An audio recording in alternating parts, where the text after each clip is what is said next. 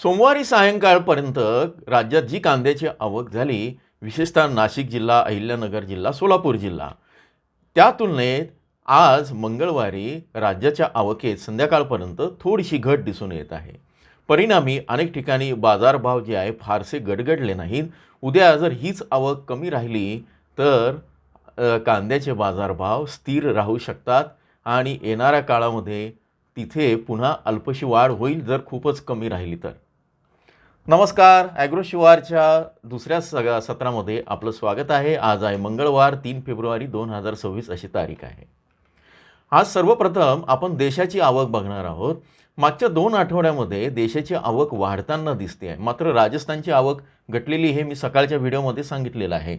तर या आवकेचा आणि राज्याच्या आवकेचा काय परिणाम होतो हे तुम्हाला माहिती आहे की जशी आवक वाढते त्या हिशोबाने आपल्याला निर्णय घ्यायचा असतो. बरेचदा लाल कांदा टिकाऊ नाही आहे, 1-2 दिवस तुम्ही थांबू शकतात, पण अचानकच सगळ्यांनी गर्दी केली तर सगळ्यांचे बाजारभाव 1-1.5 रुपयांनी 2 रुपयांनी पडतील. पण एखादा दिवस काही जणांनी आणले, काही जण दुसऱ्या दिवशी आले तर मात्र 50 पैशांचा किंवा 1 रुपयाचा फायदा होऊ शकतो. असे अनुभव यापूर्वी आपल्याला सगळ्यांना आलेले आहेत.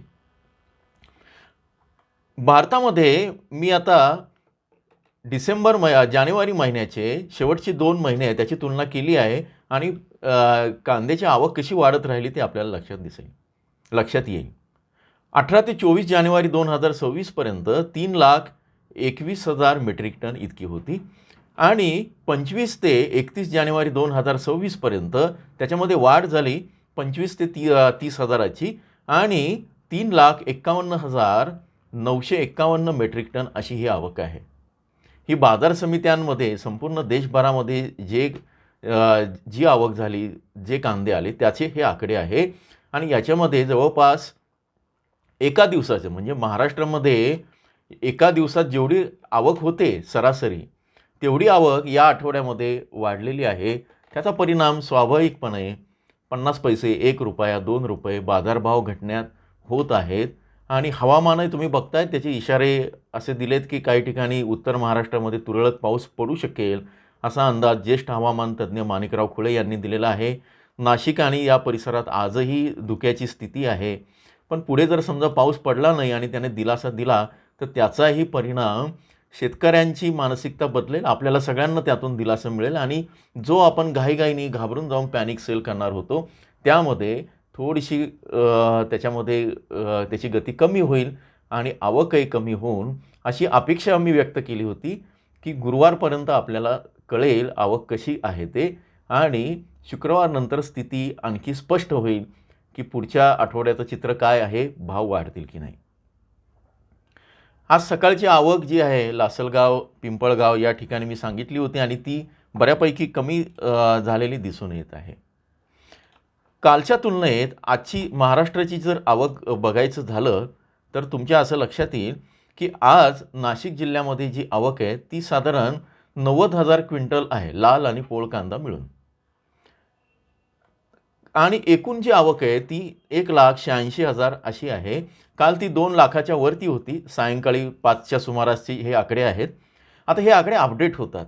तर त्या अपडेट झालेल्या आकड्यानुसार संपूर्ण महाराष्ट्राची सोमवारची आकडेवारी 3,83,000 ही आणखी वाढू शकते.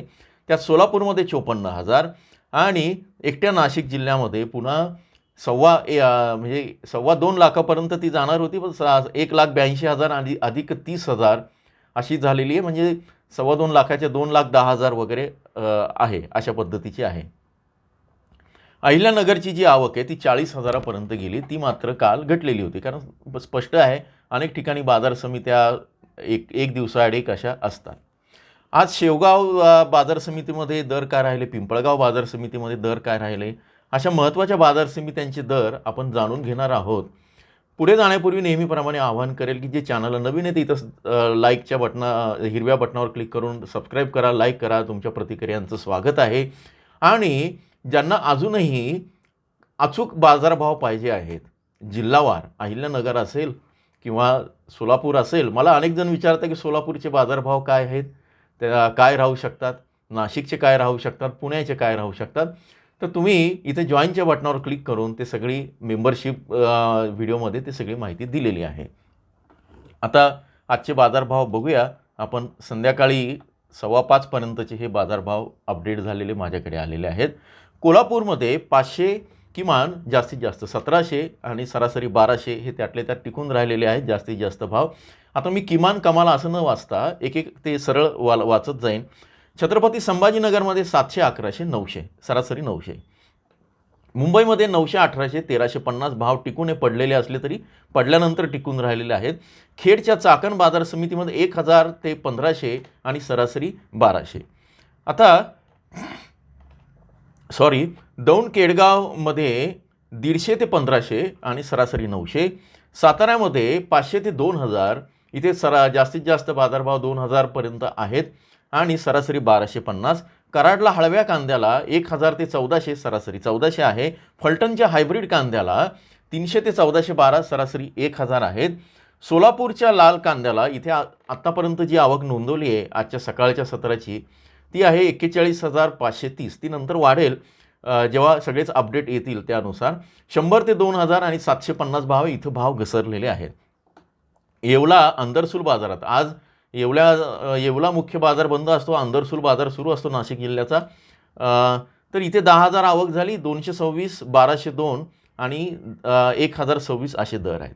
अमरावतीमध्ये सरासरी 1750. आता लासलगावच्या विंचूरच्या बाजार समितीचे मध्ये मी हे सगळे दर जे आहे पिंपळगाव, लासलगाव, नाशिकचे, चांदवडचे, पुण्याचे हे सगळे आपण अगदी सकाळपासून आवक आणि हे आपल्या ग्रुपवर टाकायला सुरुवात करतो. व्हॉट्सअप चॅनल जो आहे आपला तो तातडीनं फॉलो करा की जिथे पहिल्या कमेंटमध्ये त्याची लिंक आहे. तर विंचूर बाजार समितीमध्ये साधारण 7,500 क्विंटल आवक झाली. इथं आवक कमी आहे. 600, 1315 आणि 1125 असे दर आहे.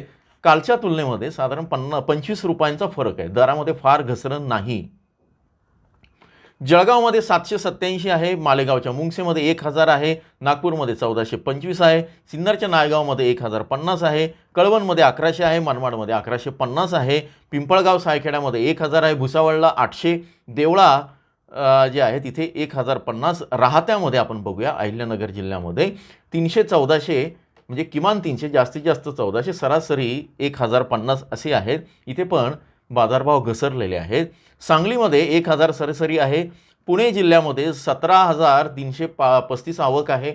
आज पुण्यामध्ये पण आवक कमी झाली. पुणे गुलटेकडी मार्केटमध्ये माफ करा जिल्हा नव्हे. इथे किमान दर 500 जास्तीत जास्त 1500 सरासरी 1000 आहे. कालच्या तुलनेत दर जे आहेत थोडे घसरलेले दिसून येत आहे. आता पुण्याच्या मुशी बाजारात 950 दर आहे. पिंपरी बाजारात 1250 दर आहे सरासरी. इस्लामपूर सांगली जिल्ह्यामध्ये इथे दर आहे 1300 रुपये सरासरी. वडूज सातारामध्ये इथं दर आहे 1000 सरासरी. कामठीमध्ये 2310 इथे मात्र भाव वाढलेले आहेत. विदर्भामध्ये कल्याणमध्ये 1 नंबर कांद्याला 1700, 1800, 1750 असे दर आहे पण आवक मात्र 3 क्विंटल आहे. नागपूरमध्ये पांढरा कांदा जो आहे तो 1500 ते 2000 असा विकला जातो आहे आणि सरासरी 1875. आणि पिंपळगावच्या पोळ कांद्याला इथे आवक झाली. आज थोडीशी कमी आवक आहे 23,100 क्विंटल आणि 350 ते 1361 आणि सरासरी 1050 असा दर आलेला आहे. रामटेकमध्ये 1300 दर आहे. तर थोडक्यात काय एकूण आवक जी आहे आज आवकेनं त्यातले त्यात आपल्याला आधार दिलेला आहे शेतकऱ्यांना. कालच्या तुलनेत थोडी ती कमी झालेली आहे. मागचे 2 आठवडे तसं नव्हतं. सोमवारी जी आवक होती 5 लाख त्याच पद्धतीने आवक ती टिकून राहिली 5 लाख, पावणे 5 लाख किंवा 4.5 लाख. फार त्याच्यामध्ये दिलासा नव्हता. राजस्थानमधल्या कांद्याची आवकी आता घटत चालला आहे. तिथला कांदा संपलेला आहे. त्यामुळे त्याचा दबाव किंवा तिथं गॅप निर्माण होऊ शकतो आणि तिथली जी मागणी आहे ती नाशिककडनं जाऊ शकते. दक्षिणेकडे पण आता कांदा संपण्याच्या स्थितीत आहे लवकरच. या सगळ्यांची माहिती पुढच्या व्हिडिओमध्ये आपण घेऊया. तोपर्यंत जोडून राहा. तुमचा दिवस शुभ राहो. धन्यवाद.